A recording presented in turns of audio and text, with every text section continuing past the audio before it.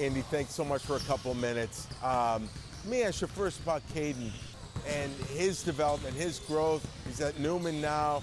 Scal was talking about him as a tireless worker who's going to make some team very happy. Yeah, no, he's come a long way, especially in the last year. I mean, he's put a ton of time in the weight room and obviously on the court, and he just has a lot of passion for the game, and he kind of has that mentality of like he's just playing as hard as he can on every possession. So, as we talked, he's the Maine United point guard for all those years, and he was kind of our engine and our fire, and 94-foot defensive point guard that just plays hard, team first, fine scorers, just really high IQ, tremendous character kid, always takes blame himself, gives all credit. So unbelievable kid, great player, and obviously we're so happy to watch him develop, and he's really coming into his own now. How's it, father-son? Is it tougher because he's your son, but but you've been through the ranks, Yeah. We've definitely had our moments. I think it was maybe 5th or 6th grade where we weren't quite sure if it was going to work because the dad relationship and the coach at the same time is not always easy. So he was just really mature and handled it really well and understood that, when we were on the court, it was coach, and when we leave the court, it's dad. And we tried not to mix the two, although hard sometimes with the competition that we were playing at. But he was really mature about it, and it was a lot of fun. And especially for me, being a dad, being able to be with him inside the locker room, inside those timeouts, and really get into that competitive situation and kind of be really on the inside was just something I'll cherish forever. Beautiful. Talk about the friendship between Cooper, Ace, Caden, and the bond there that folks may not know about. Yeah, it's special. I mean, it's a true brotherhood. I mean, they talk basically every day still to this day with, Coop's in Chicago and heading back to LA, Caden's in Boston, Ace is in North Carolina, and they're still on the phone talking, finding out what's happening. We're going to be with Ace on Friday. He's graduating from high school, so we're all going to be there, hopefully play a round of golf together. But it's a special bond, which I think kind of, carried over from, they have so much in common on the court, and they've been through so much adversity together, and, the friendship and the loyalty is proven on and off the court. So I think, basketball kind of creates that bond and brotherhood, and then they just get along so well off the court. Not that they haven't had their brotherly fights on my court at my house that we've talked about before, which is all part of it. And, Caden's my only son, so those are really his two brothers, and it was just very special growing up, watching them kind of, become leaders in their own way and stick together and be part of that Maine United core, obviously. So something I think that they'll have forever. It hasn't changed. Clearly they're being pulled in all these different directions, but I think that bond stays with them for life. Andy, everything I've read, you kind of, I don't know if Cooper was in 3rd grade or 4th grade, but you're like, this isn't an average 3rd grader here. Yeah, no, you hit it right on the head. It was, and you see some talented kids here and there, and people catch your eyes, but this was truly walking into a situation. I've been around basketball my whole life, lucky to play in college overseas, been around a lot of great coaches, played against a lot of NBA players, and when I saw him move for the first time, and the way that his instincts kind of took over in the layup line, and the way he was passing the ball and flipping it, and managing the game at 3rd grade was something that I hadn't seen before. And obviously with that length and that the size that he was at, he was moving like a coordinated small guard. And it was just special and unique to see because that doesn't happen very often. We've never seen anything like this. Right. It's incredible. So through the years, the U16 team, Maine United, you're coaching that team. Talk about what that experience was like. Yeah, I tell people all the time, it was by far the best basketball experience of my life, playing, coaching that team with that group of kids that I was lucky enough, the core kids coached since 3rd grade all the way up through 16U. And to think that we were going to play on the Nike circuit was just beyond our wildest dreams in the 4th and 5th grade. We were just trying to play against good competition, maybe hopefully get some of the kids scholarships to get them a free education. teach them a lot about life through basketball, you know, really kind of keep this group together because they had that unique bond.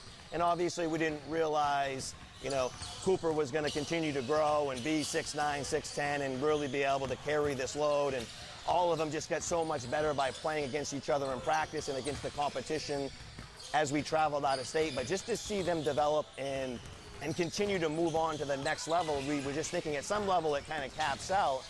But for this group, it never did. It's like the more we threw at them, the more they could handle. The higher the hurdle, the more they wanted to jump. So it was really a special journey, and to be able to kind of control it and play in the right tournaments, practice more than most teams practice because we didn't play in too many tournaments. We weren't looking for trophies and Facebook pictures. It was just really about an investment into these kids' future and give them the best experience, but also maximize their development. So the parents were great. We were able to develop them and talk to them very directly because the parents and the players and the coaches, we kind of had that trust and that bond. So we were able to do things a little differently. It wasn't like a program. It just felt more like a family with that team. So we were able to be brutally honest with them, tell them what they need to work on.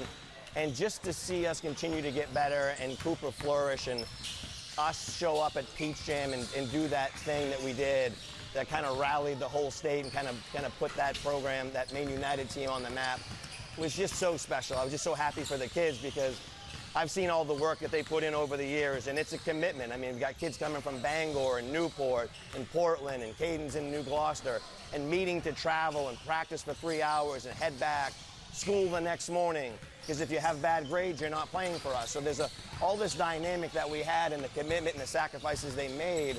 To see them get to that point on that stage was just, you know, I can't even put into words how proud and what an experience that was. Was that the real turning point for Cooper as far as like on a national level? Like, there's something special here? Yeah, I mean, I think just before that run, you know, he's had a couple of moments with that U17 USA team. His first year at Montverde, which people realized he was doing his thing, but he wasn't scoring a lot. He was kind of, you know, averaging a quiet triple-double, which is amazing in itself.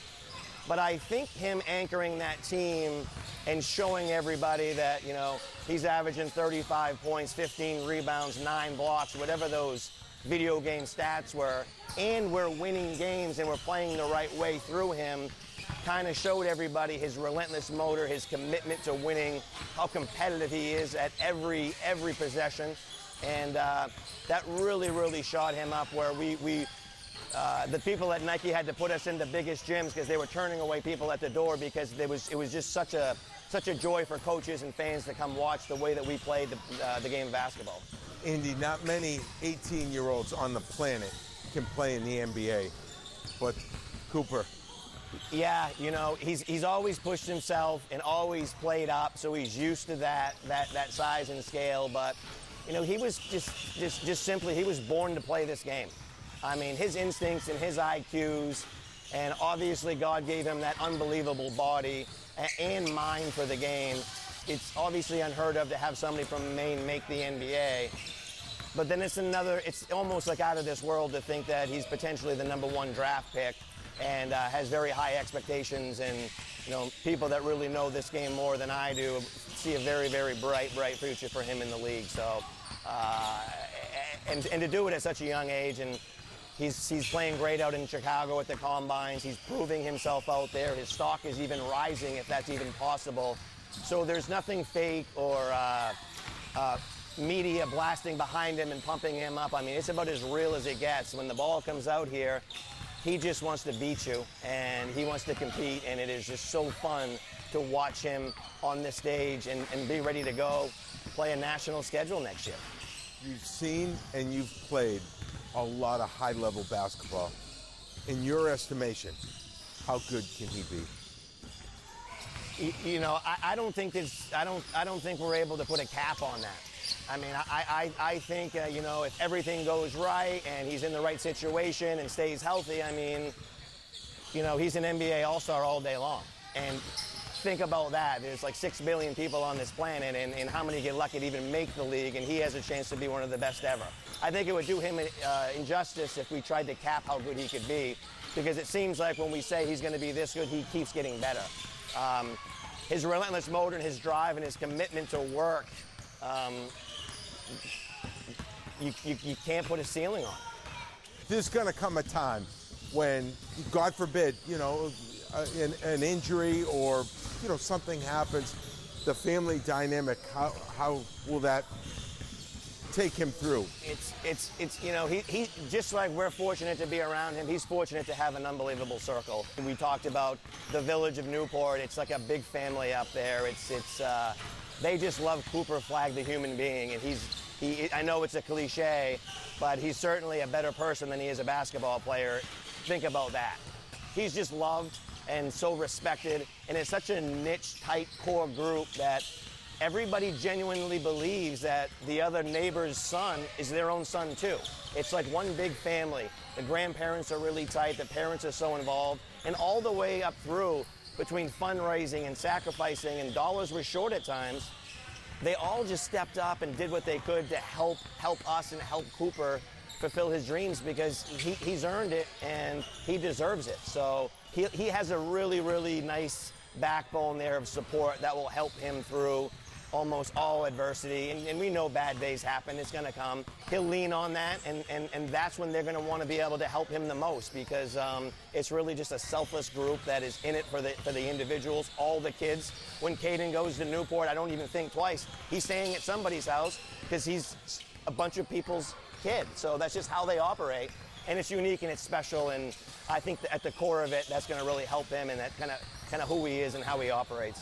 Safe to say a lot more Dallas Maverick fans in Maine tonight. Yeah, you bet. You bet. Andy, thank you. You fantastic.